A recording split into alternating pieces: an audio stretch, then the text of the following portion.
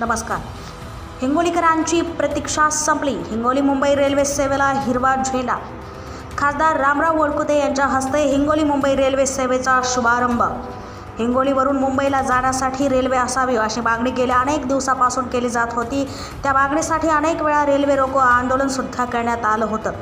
हिंगोलीकरांची ही गरज लक्षात घेता राज्यसभा खासदार रामराव वडकुते यांनी ही मागणी केंद्र शासनाकडे लावून धरली होती. या मागणीला अखेर आज यश आलं आहे. नांदेडवरून हिंगोली ते मुंबई अशी रेल्वे सेवा सुरू करण्यात आली असून या रेल्वेला आज खासदार रामराव वडकुते यांनी हिरवा झेंडा दाखवला असून रेल्वे सेवेचा गोलीकरांना मुंबई जाण्यासाठी मोठा फायदा होणार आहे. TV24 मराठीसाठी राजू मगर, मुख्य संपादक, हिंगोली.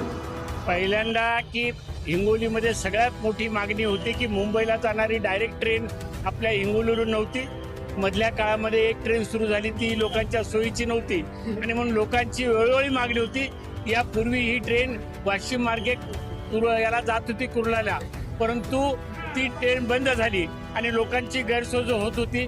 म्हणून लोकांनी ती मागणी जोरात लावली आणि मला माझ्या पक्षाने माननीय मोदी साहेब असतील, देवेंद्र फडणवीस साहेब असतील, आमचे बावनकुळे चव्हाण साहेब असतील, अमित शहाजी असतील, आमचे नितीनजी रवी असतील, यांनी संधी दिली आणि त्या संधीमुळे मला त्या बाबतीत करस्पॉन्डन्स करता आला आणि त्याला यश आले आणि ही गाडी सुरू झाली. याचा मलाही आनंद आहे, हिंगोलीकरांनाही आनंद आहे आणि याचा जरूर फायदा आमच्या ट्रान्सपोर्टेशनला होईल, लोकांना एज्युकेशनच्या दृष्टिकोनातून होईल, मुंबईला जाण्याकरता सोयीचं होईल. परंतु या ट्रेनचा जरा वेळ चुकले तर सांगतो. मी तुम्हाला स्पष्टपणे सांगतो की आमचं मराठीतल्या म्हणीप्रमाणे आम्ही सांगणार आहे. आता अंगणात घुसलो, घरात घुसणार आहे. योग्य वेळ त्या ठिकाणी जी काय लोकांना सोयीची वेळ आहे ती लवकरच करून घेतल्या जाईल असं मी आपल्याला आश्वासित करतो. Thank you sir.